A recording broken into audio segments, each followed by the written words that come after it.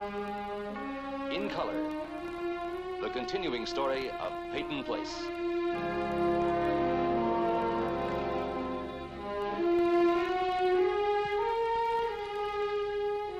Starring Dorothy Malone as Constance Mackenzie, Ed Nelson as Michael Rossi, Ryan O'Neill as Rodney Harrington, Barbara Parkins as Betty Anderson, Tim O'Connor as Elliot Carson, Christopher Connolly as Norman Harrington, Patricia Morrow as Rita Harrington, James Douglas as Stephen Cord.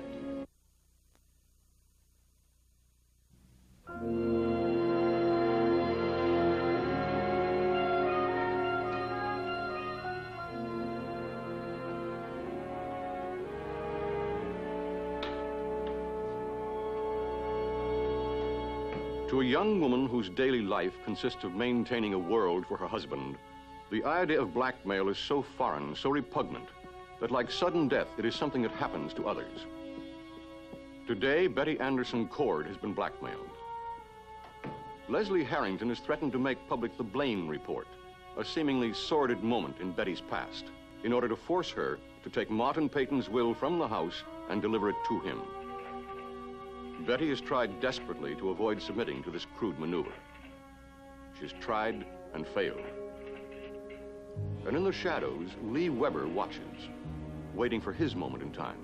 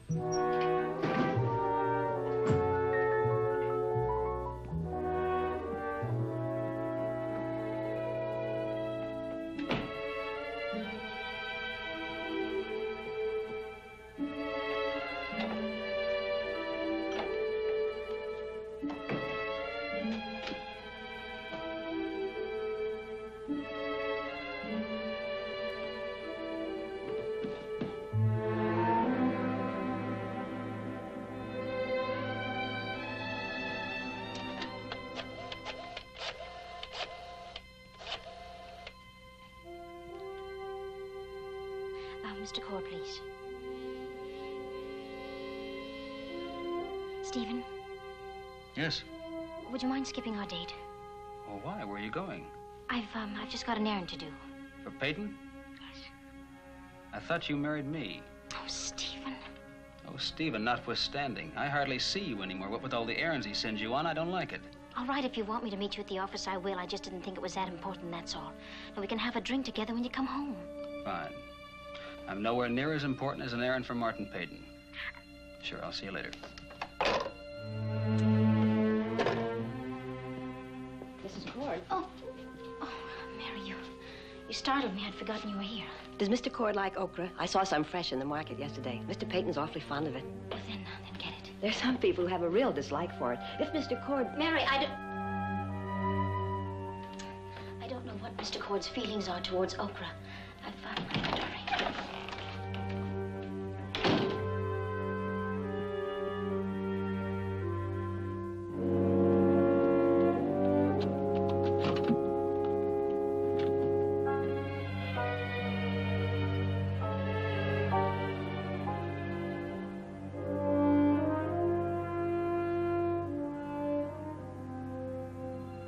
Appoint William Kennelly of Boston, Suffolk County, Massachusetts, executor.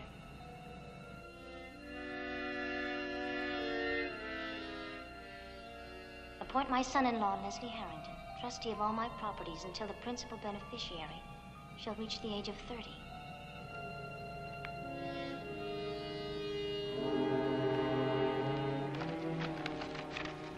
Betty Anderson Cord.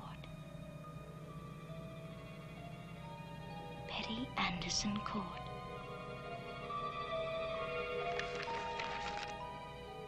I give, devise, and bequeath all the rest, residue, and remainder of my property of whatsoever nature, wheresoever situated, and whatsoever acquired to Betty Anderson Cord. I don't believe it. On one condition that she be married to my grandson, Rodney Harrington, within a year of my death.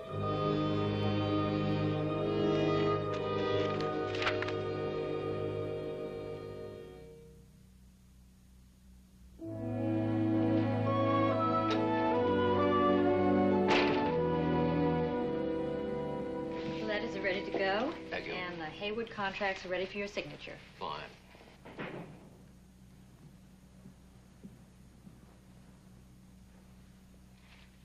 See who that is.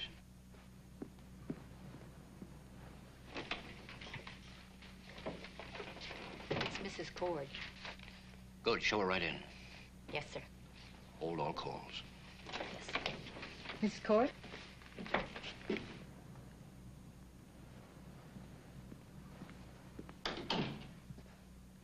I've got it.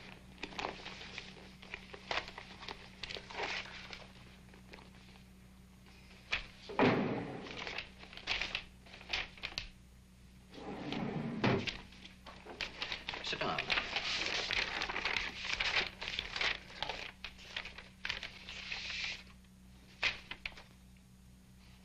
You've read it? Yes. That may be the second to congratulate you.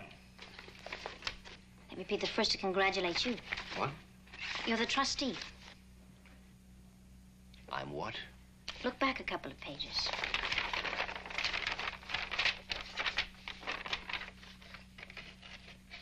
He loathes Stephen.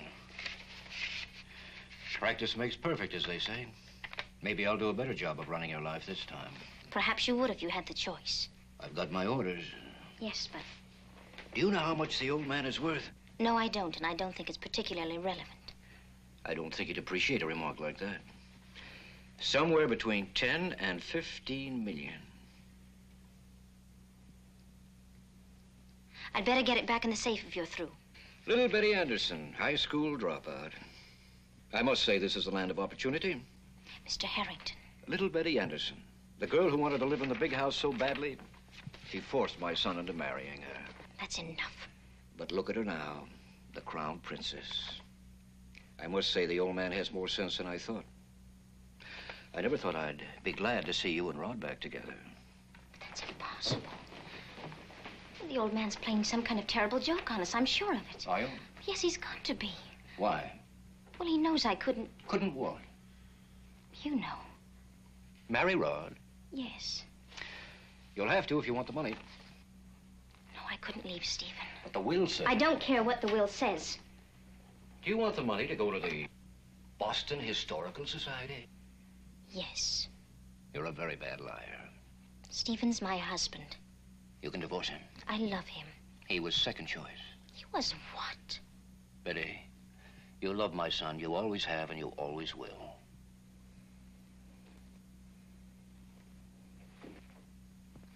Betty, be a shame if you let that pride of yours deprive you out of 15 million and the only man you really care for. Betty. Aren't you done yet? You're forgetting something.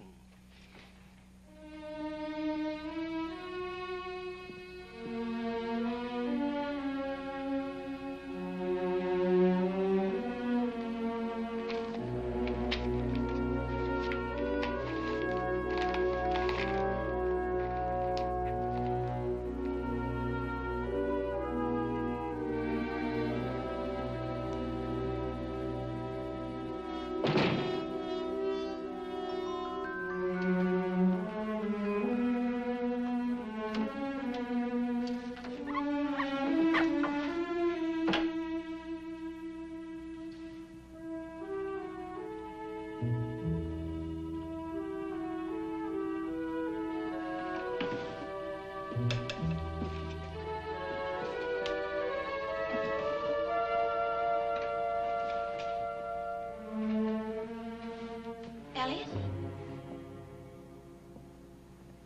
Do you realize what you're doing? You've waited till Rachel's left the house, and now you're searching her room. Connie, listen. You're going to drive her out of the house again, and this time she won't come back. Listen, do you remember that belt buckle that Rachel brought with her from Chandler's farm? The one that the puppy was playing with a day or so ago. You promised me that you'd leave Rachel alone. That you'd let her live here without constantly doubting her and questioning her. Connie? Wait a minute. There. That's what I'm looking for. You can't stop, can you? Even after you've given me your word, you can't stop. Now, you listen to me. This belt buckle is important. I knew there was something familiar about it when I first laid eyes on it.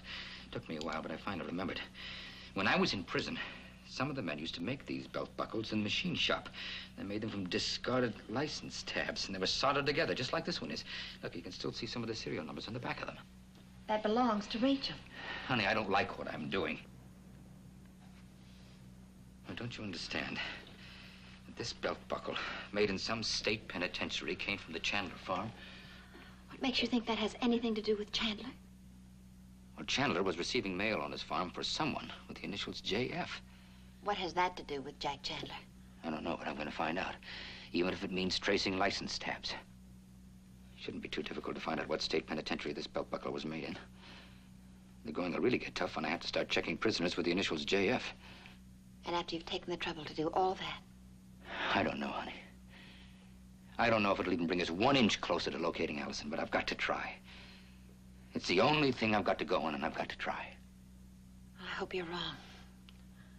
I hope there's no connection between a man like Chandler and Allison. I hope I'm wrong, too.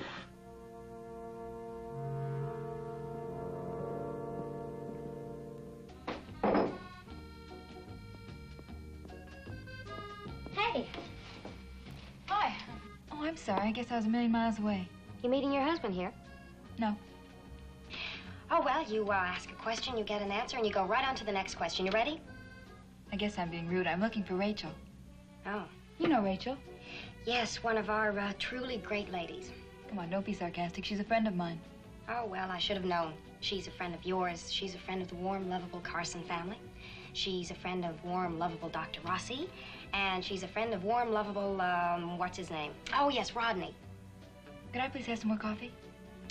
I guess that means shut up. I guess it does. Well, is there, anything I can do for you? No, thanks. Oh, well, I'm an old pro at battles because of the ones Lee and I used to have. Please?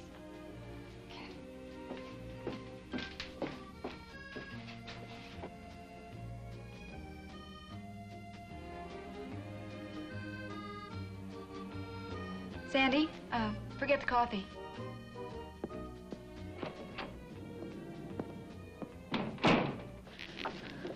Rita, what are you Don't doing? go up there again. You've been waiting here just to tell me that? Please, Rachel, you can't go up to Chandler's room. I've got to. I've got to find out something more about him. You're really taking an awful chance. Maybe. You can't be alone with him in his room. I'll be all right. Now, you should be home resting. Please? I'll be all right. Now, you go home and rest.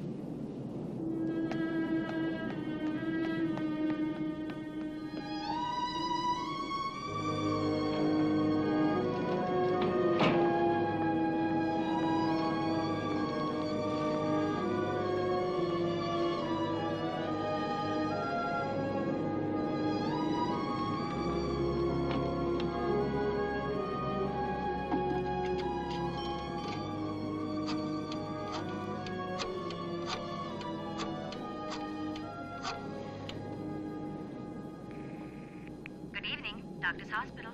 Dr. Rossi, please. Thank you.